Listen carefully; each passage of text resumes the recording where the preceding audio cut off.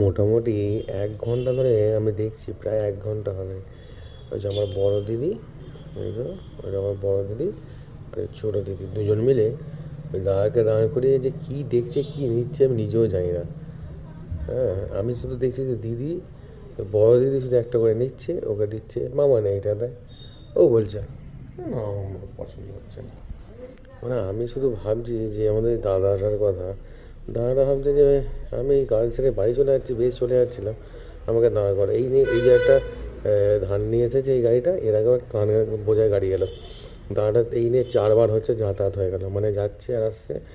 ওরা কি নিচ্ছে আমি জানি না। মোটামুটি দেখছি দুজন মিলে গল্প করেই যাচ্ছে করেই যাচ্ছে।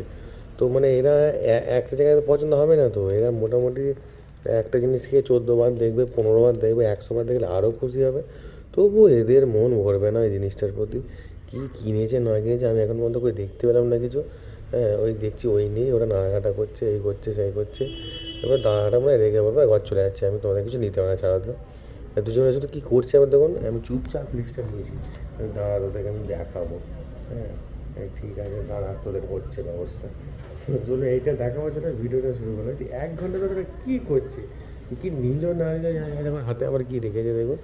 হ্যাঁ, ওই দেখুন এইগুলো কিন্তু কেনেনি এখনও, এইগুলো কিন্তু এখনও কেনেনি। যে গরু ঘাটে যাক আমি দেখাচ্ছি।